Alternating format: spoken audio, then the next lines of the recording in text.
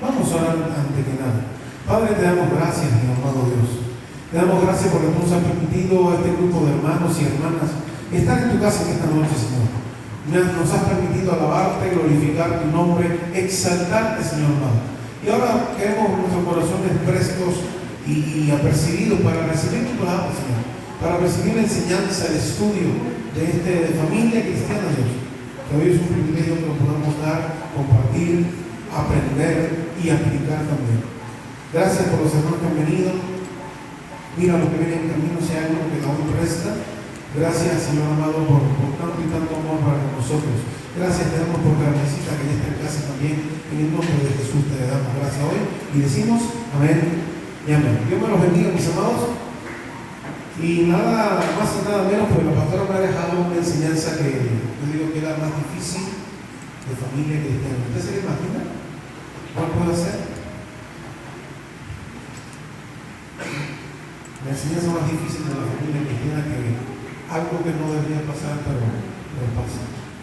Y nosotros tenemos que estar al tanto de eso y tenemos que nosotros estar apercibidos como las vírgenes que llenaron sus lámparas, ¿verdad?, de aceite. Pues nada más y nada menos que hoy nos toca el adulterio de alguno de los cónyuges del matrimonio.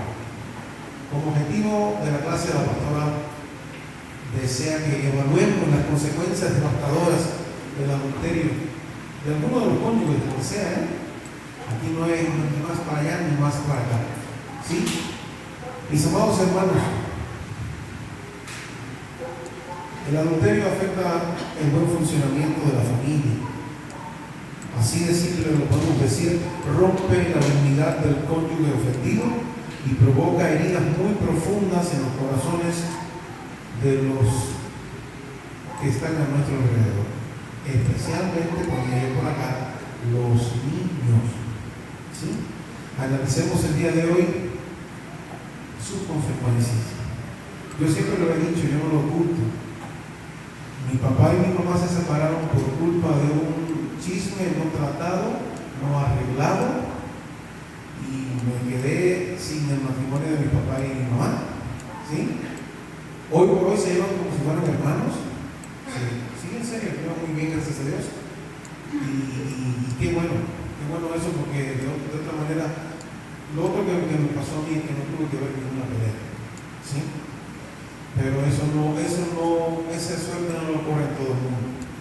Entonces, mis amados hermanos, vamos allá, vamos a la materia, ¿no? Lo primero, el adulterio y su prohibición bíblica. Porque es bíblico lo que vamos a hablar, ¿sí? No solamente es algo, no es bíblico. El adulterio propiamente dicho se refiere a las relaciones sexuales de una persona casada que mantiene con otra persona fuera de su vínculo matrimonial. Esa es la definición, pudiese decirse. Implica la infidelidad dentro del matrimonio y rompe los deberes de fidelidad, de lealtad que se espera de dicha relación o de dicha unión. ¿Sí? Mis amados hermanos, la Biblia prohíbe expresamente y lo refrenda como el séptimo mandamiento, mis amados. ¿Sí? En el Éxodo 20:14 dice: no cometerás, ¿qué cosa? Adulterio. Éxodo 20:14. El castigo para los adúlteros, ya sea hombre, ya sea mujer, implicaba la muerte por lapidación, mis amados. Nos los enseña Levítico 20:10. ¿Sí? En el Nuevo Testamento Jesús reitera la prohibición del adulterio en Mateo 5, del 27 al 28, y lo amplía hasta el caso, fíjese, de la codicia sin haberlo consumado. ¿Sí? ¿Recuerdan el mandamiento del Señor?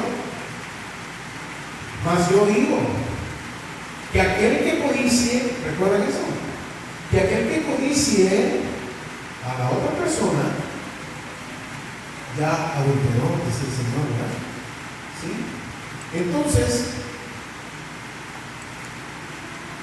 lo amplió hasta ese punto, mis hermanos. De esta manera, puede entenderse que la codicia de la esposa del prójimo, ¿sí?, condenada como el noveno mandamiento en Éxodo 20:17, también es una forma de adulterio. acuerdo con la enseñanza bíblica, mis amados, el adulterio no solo implica las relaciones íntimas entre personas en las que al menos una está casada, sino que se extiende, Jesús lo extendió a las acciones previas a la consumación del acto carnal. ¿Sí? ¿Entendemos eso, mis amados? Tales como declaraciones inapropiadas, tales como coqueteos, tales como tocamientos, tales como caricias, tales como fotos y videos de contenido explícito con otra persona, pues no es el cónyuge. ¿Sí? Y ahí está, de eso se trata. Ahora, las consecuencias para la familia del adulterio de papá. Ya vamos a ver ahorita que son muy diferentes. Fíjense que esto me lo aprendí yo estudiando la materia que mi esposa me dejó de tarea, ¿sí? Porque yo pensaba que era todo igual, pero no. Hay consecuencias para la familia del adulterio de papá y hay consecuencias también muy diferentes por el adulterio, es decir, consecuencias a la familia por el adulterio de la mamá, ¿sí? Vamos allá. Consecuencias para la esposa, en el caso de que sea el hombre quien lo comete. Pues dice inmediatamente que nace un sentimiento de traición, de abandono, de menosprecio que desencadena problemas de autoestima. Eso es lo que le sucede a la mujer, ¿sí? Lo siguiente, pérdida del sentido y del propósito en la familia. Eso es lo que le ocurre a la esposa. Sentimientos de fracaso como mujer, debilitamiento en la relación personal con Dios, y ahí está lo más peligroso, debido a los sentimientos de traición hacia el varón, ¿sí? Se debilita la relación con Dios, increíble. Cae en depresión, cae en ansiedad, cae en falta de sueño que puede desencadenar incluso una idea de suicidio, mis amados, ¿sí? Eso en el caso de la esposa, a consecuencia del adulterio del papá, ¿sí? Ahora, hay consecuencias para los niños, y vamos. Para los niños, ¿qué consecuencias tenemos con el adulterio de la persona varón masculino en la relación? Pues para los niños hay desequilibrio emocional. La infidelidad puede causar ansiedad, depresión, estrés postraumático y otros problemas emocionales muy grandes en los niños, ¿sí? Así que hay que tener, nosotros estar muy alerta y conocer esto para poder apoyar a otros. Más bien se hace con ese sentido, que la iglesia esté preparada para apoyar a la persona que ha sido traicionada, mamá soltera, papá soltero, ¿sí? Ustedes están preparados, ustedes son la iglesia del Señor, ustedes son esa verdad, ese baluarte de la verdad, como decía Pablo y Timoteo, ¿sí? Y por eso es que estamos dando esto, porque usted tiene que estar preparado para aconsejar a otros que van a llegar necesitados, ¿vale? Por eso así como mis hermanos.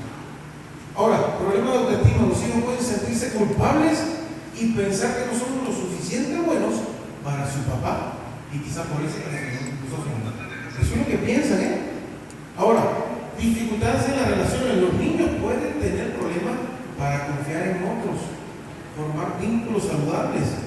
Van a tener problemas en eso. Van a tener problemas en comprometerse en relaciones a largo plazo también luego, por lo que ya vivieron. Van a tener confusión y conflictos.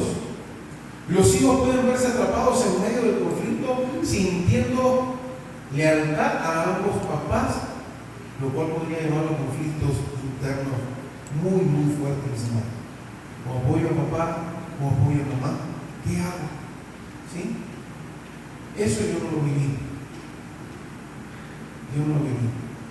Aún en medio de toda la situación, yo creo que mi papá, en ese momento, a pesar de no ser cristiano, oró con mucha sabiduría y me sentó en la casa de mi abuelita y me dijo de punta a cabo todo lo que estaba sucediendo y había sucedido. ¿Sí? Y lo que iba a pasar, todo me lo explicó muy bien. Pero cuando no pasa eso, mis amados, ocurre todo eso que estamos viendo ahora mismo. ¿Sí? ¿Qué hay? Pues hay impacto en el desarrollo del niño. La infidelidad puede afectar el rendimiento escolar, pues por supuesto, se va con ese trauma y anda con ese trauma todo el día en su mente, y por supuesto que no puede adquirir conocimiento en la escuela. El comportamiento y la capacidad del niño para establecer relaciones sociales también decae, mis amados. Tiene un impacto en eso también. Y finalmente, se tiende a repetir el patrón, lastimosamente, mis amados. Se tiende a repetir el patrón. Los hijos pueden repetir el mismo patrón de infidelidad en sus propias familias ya de adultos. ¿Sí? Finalmente, consecuencias para la familia en general cuando papá decide cometer adulterio. Pues hay tensiones y conflictos familiares, porque la propia infidelidad puede generar que incluso los padres de ambos cónyuges tomen partido por sus hijos o familia, acusando al otro cónyuge. ¿Sí? Distanciamiento familiar podría generarse si los miembros de la familia extendida conocían de antemano la infidelidad y fueron cómplices de ella, tomando partido por alguno de los cónyuges. Fíjense, qué complejo es todo esto. Ruptura de la confianza viene también ahí asociado a las consecuencias en la familia de un adulterio de una persona que decidió pues, salirse del carril, ¿no? Así de simple. Pues hay ruptura de la confianza. La infidelidad rompe la confianza entre los miembros de la familia nuclear. Finalmente, mis amados, pues conlleva también como consecuencia a divorcio, a separación en muchos de los casos. La infidelidad podría llevar a la disolución del vínculo matrimonial y el quiebre de la familia nuclear. Lastimosamente es lo que finalmente sucede en el mayor por ciento de los casos, mis amados. Cambio en la dinámica familiar. La infidelidad puede alterar la dinámica familiar de una manera increíble, generando nuevos roles y relaciones entre otros miembros de la familia. Y finalmente, la estigma social que podría alcanzar incluso a los hijos o padres de los cónyuges debido al adulterio.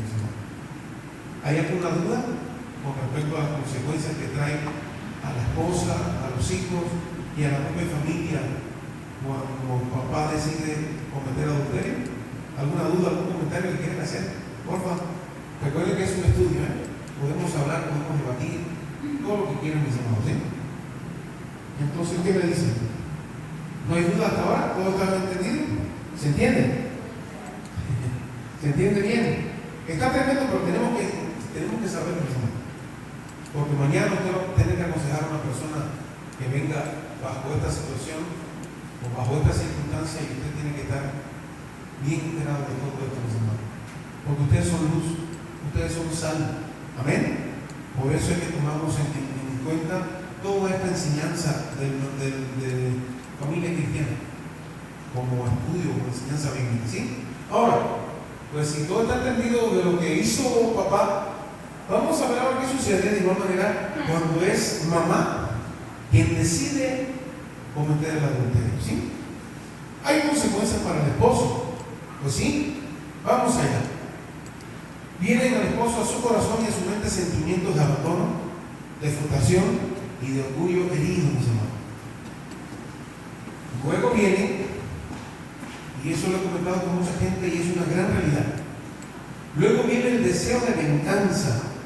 El varón que ha sido herido en su orgullo puede idear la comisión de un crimen pasional contra su cónyuge o el varón adúltero.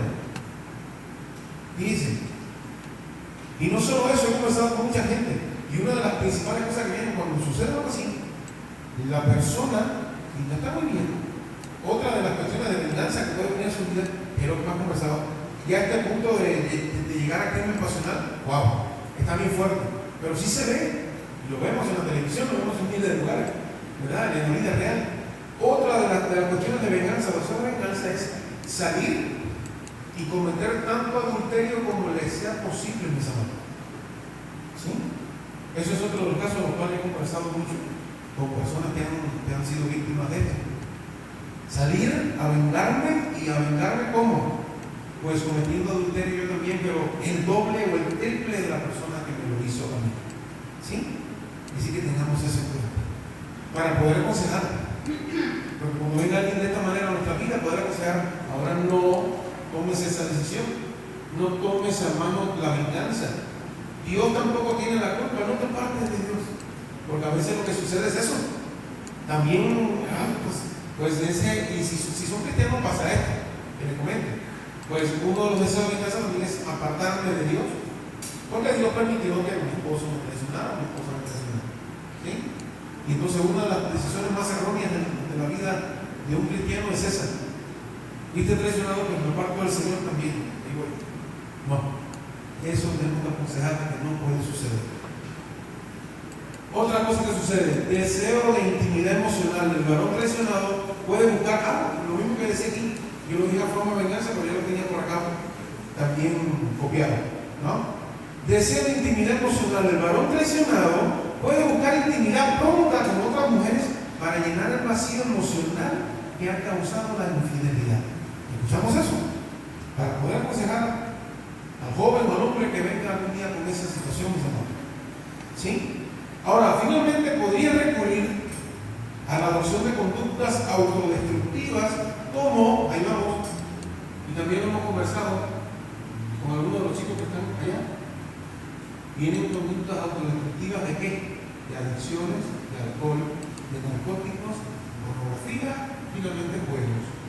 ¿Sí? Muchas veces nos topamos en los anexos a personas que simplemente ¿qué ha sucedido? ¿Por qué están allí? Y le preguntas y te dicen, pues porque mi pareja no, ¿no? Así de simple, mis amados. Ahora, hay consecuencias para los niños también cuando mamá es quien me abandona. Hay resentimiento o rencor contra la mamá, especialmente si no reciben explicación de lo que ha sucedido, que fue mi caso. Es lo que yo digo. ¿Cómo mi papá, a pesar de no ser cristiano, tuvo la sabiduría de sentarme en la casa de mi abuelita y decirme, esto es así, así, así, así, así, así? Mi mamá y yo somos los culpables, tú no tienes nada que ver, ¿sí? No supimos abordar este tema, no supimos resolver el problema, nos atacamos entre los dos, todo me explicó mi mamá. Y eso, ahí está, sucede, ¿sí? Si no se reciben explicaciones de lo que ha sucedido, viene el resentimiento, rencor contra mamá. Viene la desconfianza y la dificultad para entablar relaciones saludables a largo plazo. De igual manera que vimos ahorita. En el caso de los hijos varones, la infidelidad de su mamá puede desencadenar celos, violencia incluso, o menosprecio hacia su esposo en el futuro, fíjense. Porque se llena ese trauma en el corazón, en la mente. Y luego, pues piensa que toda la mujer que se acerca a su lado va a ser de igual manera traicionera, va a ser de igual manera adúltera, y lo va a engañar miles de veces. ¿Sí? Entonces, fíjense qué tremendo. Qué tremendo, mis amados. Y finalmente el impacto en la autoestima. Los niños procedentes de hogares en los que la mamá ha sido infiel experimentan baja autoestima y se perciben con menos dignidad que los demás. Y eso no puede suceder. No puede suceder, mis amados. Hay que enseñar que no pasa nada con eso. Ahora, vamos allá. Podemos estar viendo también el tema acerca de la imposibilidad de la restauración. Es otro de los puntos importantes. ¿Sí? El vínculo matrimonial no puede ser restaurado cuando uno pues, abandonó completamente el vínculo matrimonial y entabló otra relación sentimental y no desea ser restaurado al vínculo anterior con su esposa e hijos. ¿Sí? Es un deseo de la persona. Y ya se crea una imposibilidad. ¿Sí? Ahora, consecuencias para los niños del abandono del hogar de uno de los cónyuges, que sea, cualquier otro. Vamos allá. Sí, porque a veces se comete el adulterio, pero se sigue en casa. Y quizás mamá perdona, papá perdona, fíjense, puede suceder. Y hay una consecuencia para la familia, para los hijos, en los dos casos. Ahora, en el caso que ya no se puede resolver, y una de dos personas, ya sea mamá o ya sea papá, desea irse a vivir con la otra persona, mis amados, con la que cometió el adulterio, fíjense. Lo primero que sucede con estos niños, sentimiento de abandono, de rechazo y baja autoestima.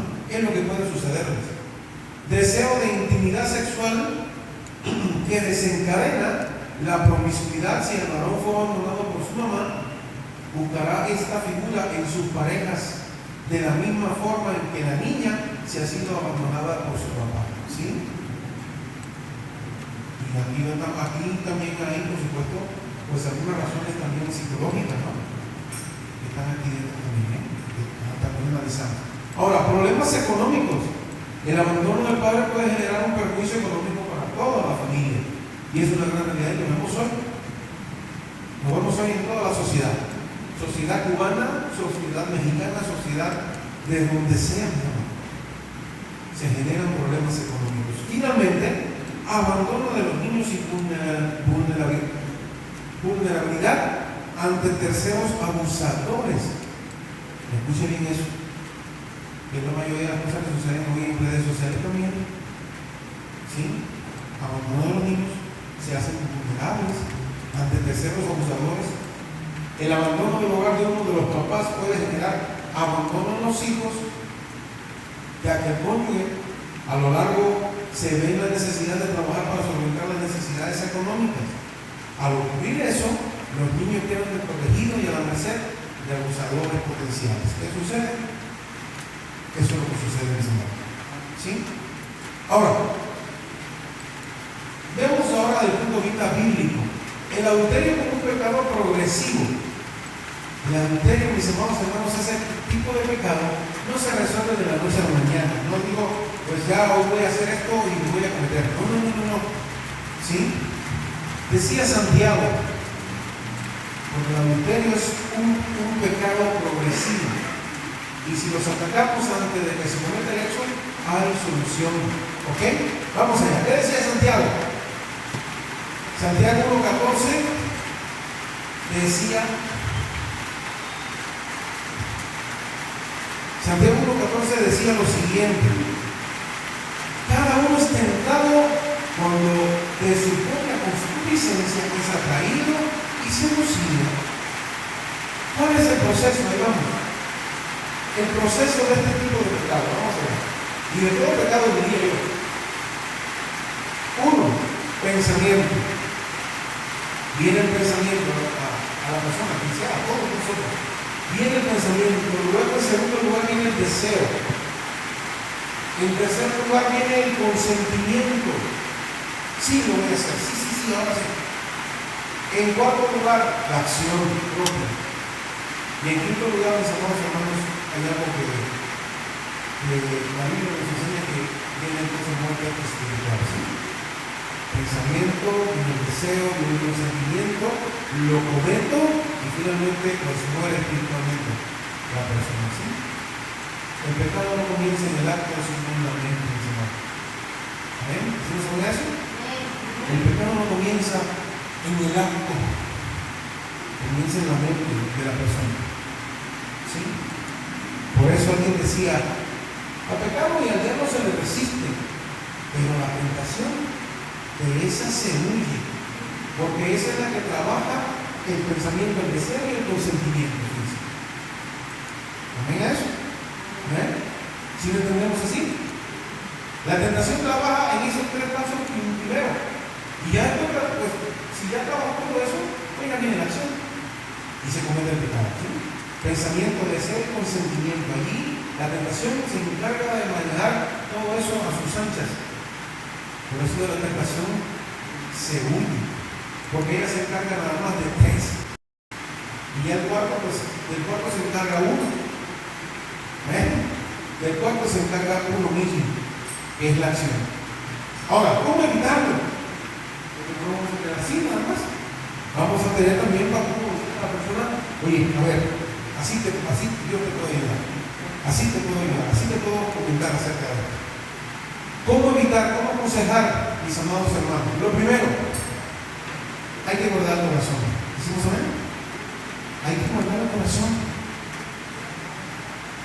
Cuando yo sé que algo no me conviene, mis amados hermanos, cuando yo sé que algo no me conviene, me salgo, aunque me duela, aunque provoque cuestiones en otra persona, me salgo. ¿Sí? Guardar el corazón. Proverbios 4:23 que me dice, sobre toda cosa guardada, guarda tu corazón. Ahí está. Él manda todo, mis hermanos. Así es increíble. Con el corazón mueve todo. ¿Sí? El corazón nos mueve todo. Incluso nos mueve también a cometer pecado. Porque también se dice en la palabra del Señor, cuidado, engañoso es que el corazón. A veces el cerebro no está pensando nada más el corazón, sí, a toda, vamos. Y se jala el cerebro, se jala todo el mundo, mis hermanos. El corazón, porque también engañoso es. Amén. Entonces, lo primero es guardar el corazón. ¿Cómo puedo aconsejar también evitar el adulterio? Cuidar lo que vemos. Cuidemos lo que vemos. Job 31:1. ¿Qué decía? Hice pacto con mis ojos, decía este otro mismo. Qué tremendo. Hice pacto con mis ojos. Alguien decía por ahí, no sé si usted recuerda este pasaje, decía, mejor es entrar en el cielo sin un ojo y quedarse fuera por culpa del pecado de lo que el ojo vio. Amén. Lo dije así para ofrecerlo, pero para que usted entienda. Es mejor entrar en el cielo sin un miembro que haber cometido algún pecado con ese miembro. Entonces, cuidemos lo que vemos. Hice pacto con mis ojos, decía Job, recuerdo bien. Lo tercero, y lo que aconsejo y aconsejamos ahorita, huir de la tentación. 1 Corintios 6:18, ¿qué nos enseña? Pues eso mismo, huir de la tentación. No dice resistir, dice huir. ¿Por qué? Porque ya vimos ahorita, la tentación se encarga de los tres aspectos primarios para cometer un pecado. Ya sea el adulterio cualquiera, mis hermanos, no tiene que ser el adulterio simplemente. ¿Ok? ¿Sí entendemos eso? De la tentación huir, el tercer consejo que le podemos dar a una persona necesitada. No resistas, huye de la tentación. Y finalmente, fortalecer el matrimonio. Efesios 5:25, ¿qué dice? Maridos, y lo hemos visto miles de veces, ¿verdad? Maridos, amad a vuestras mujeres. Amad a vuestras mujeres. El amor intencional protege contra la tentación. Dice, el amor intencional nos protege contra la tentación, mis hermanos. Así es. ¿Hay perdón para el adulterio? Hermanos, no se nos puede quedar ese punto tampoco, ¿verdad? ¿Hay perdón para eso? Sí, es bíblico. Juan 8, del 3 al 11, léaselo luego. ¿Sí? Jesús no aprobó el pecado, pero ofrece gracia. ¿Decimos amén a eso o no? Jesús no aprueba el pecado de ninguna manera, pero Jesús ofrece gracia. Dijo allí a la mujer adúltera en ese momento, léalo luego, para que entienda todo el contexto del día de hoy, de la noche de hoy. Dijo el Señor Jesús allí al final, ni yo te condeno, vete por favor y no peques más. ¿Entendemos eso, iglesia? Así también tenemos que aconsejar a la persona necesitada. Ni yo te condeno, vete y no peques más. Hay una verdad poderosa, mis amados, en todo esto. Y es con lo que casi quiero concluir ya. En cuanto a esto, sí hay perdón. En cuanto a eso, sí hay restauración. Pero, para que todo eso de Dios se cumpla, tiene que haber arrepentimiento genuino de verdad. ¿Sí? Ahora, ¿cómo se restaura la persona después del pecado? El Salmo 51, ¿sí? Lo podemos leer también allí luego, para que usted entienda los pasos que yo le voy a enseñar ahora. Léase después el Salmo 51 y va a ver qué hermoso. Y los pasos son los siguientes. Lo primero, mis amados, lo primero ante todo siempre va a ser el secreto de David. ¿Cuál es el secreto de David? Reconocer que es pecado. Reconocer que es pecado. No sé si recuerdan la enseñanza del pastor Asael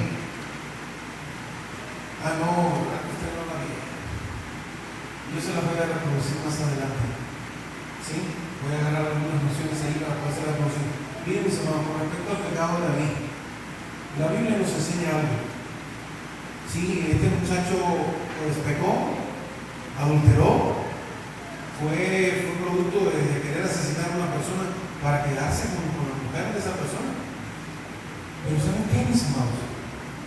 Hay un vínculo ahí que usted ni yo sabía, y me lo enseñó el pastor Azael. El tipo de la mujer con el cual él adulteró era su mejor consejero. Su mejor consejero que en un momento dado traiciona a David por el enojo que tenía de lo que David había hecho con su sobrina. Traiciona a David y se pone en contubernio con su hijo. Fíjense, pero David había hecho algo muy importante delante de Dios, que era reconocer el pecado. Eso es lo primero, mis amados, para que haya realmente una restauración. Y eso no solamente para adulterio, eso funciona con todos los pecados, mis amados. Reconocer el pecado, confesar el pecado, lo segundo. Lo tercero es arrepentirse genuinamente, de verdad, delante de Dios. Lo cuarto, apartarse de ese pecado. Si yo sé que aquí soy débil y carne débil en esto, pues me tengo que apartar de todo lo que tenga que ver con eso que me puede llevar ¿a qué? A pecar. Entonces, reconocer el pecado es lo primero, confesarlo es lo segundo, arrepentirnos es lo tercero, apartarnos de lo que sea es lo cuarto, y finalmente buscar restauración en Dios. Amén. Buscar restauración en Dios. ¿Alguna duda hasta aquí? ¿Alguien que quiera aportar algo, por favor? Las personas que saben de psicología, por ejemplo, ¿qué pueden decir? Nada. ¿Ha conocido usted algún caso, ha aconsejado a alguna persona de algo de esto? ¿Cómo le ha ido en la consejería? Cuente.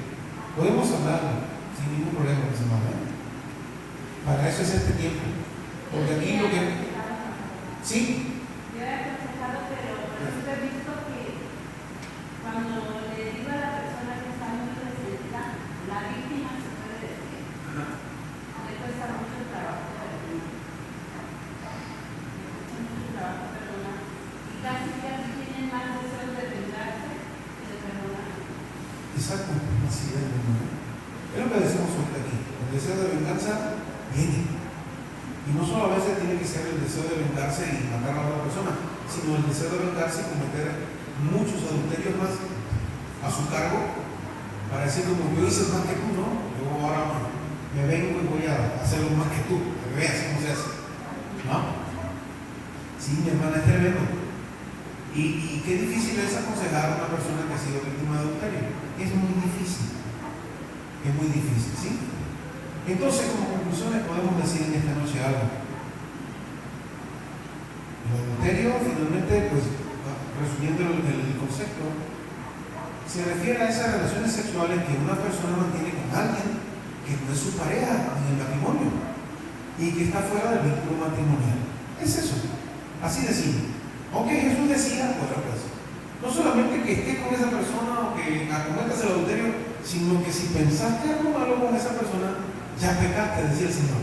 El Señor se la puso muy difícil a los fariseos, si usted se percata, porque el Señor siempre le ponía, oíste que fue dicho, mas ahora yo digo, y siempre le ponía algo muy especial a cada uno de los mandamientos, ¿no? Oíste que fue dicho, mas ahora yo les digo, y siempre se la ponía muy difícil a los fariseos, porque quizás el fariseo no cometió el pecado, pero quizás sí miró como a los ojitos a la mujer de alguno de sus feligreses, quién sabe. Y Jesús se la puso entonces bien fuerte cuando le dijo, un momento, no solamente es esto, sino que si miraste a la mujer de tu prójimo con malitos ojos, pues ya pecaste, así que hay que darte piedra también, ¿no? Según aquello en el momento. Entonces, mis amados, de eso se trata. Ahora, la Biblia prohíbe expresamente el adulterio en el séptimo mandamiento, así de simple, ¿ves? Éxodo 20:14, aquí está. Y Jesús lo amplía un poco más, el acto de codicia en Mateo 5:27 al 28. Por lo que puede entenderse que el noveno mandamiento de codiciar a la esposa del prójimo en Éxodo 20:17 constituye una forma de adulterio también. ¿Sí? Y usted, el adulterio de alguno de los cónyuges de la familia nuclear tiene grave consecuencia para todos los miembros del núcleo familiar, como vimos ahorita, cada uno de los términos. ¿Sí? Tiene mucha influencia, tiene mucho impacto, incluso para los integrantes de la familia extendida también. Entiéndase así. Y finalmente, la imposibilidad de restauración del vínculo matrimonial se da cuando una de estas dos personas pues abandona permanentemente. ¿Quiere decir algo? ¿Qué? ¿Sí?